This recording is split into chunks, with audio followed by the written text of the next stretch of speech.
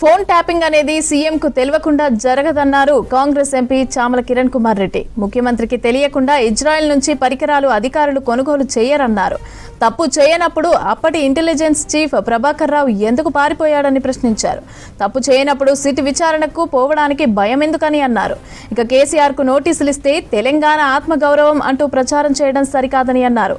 10 ఏళ్లు తెలంగాణ ప్రజలను బీఆర్ఎస్ దోచుకున్నది సరిపోదా అని ప్రశ్నించారు చామల. ఈరోజు తెలంగాణ ప్రజలు అర్థం చేసుకోవాల్సిన విషయం ఉంది. ఈ పింకీలు ఈరోజు లబో దిబోమని మొత్తుకోవడానికి కారణాలు ఏంటంటే, ముఖ్యమంత్రి హోదాలో ఉన్నటువంటి కేసీఆర్ అనుమతి లేకుండానే ఇజ్రాయెల్ నుంచి ఫోన్ ట్యాపింగ్ చేయడానికి పరికరాలు తీసుకురాగలుగుతారా?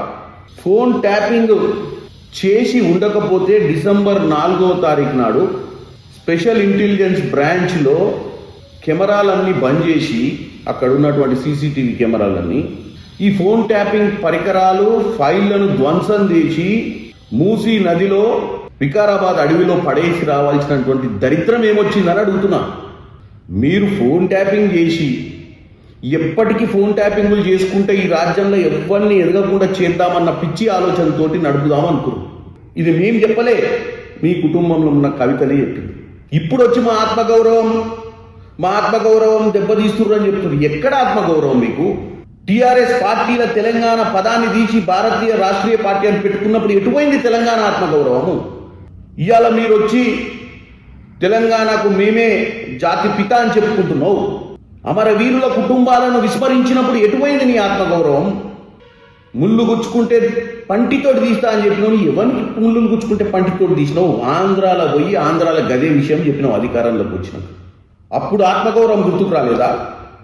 గద్దరన్న తెలంగాణ సంస్కృతికి ఒక చిహ్నం లాంటి వ్యక్తిని గేటు కాడ ఆపినప్పుడు నీకు ఆత్మగౌరవం గుర్తుకు రాలేదా?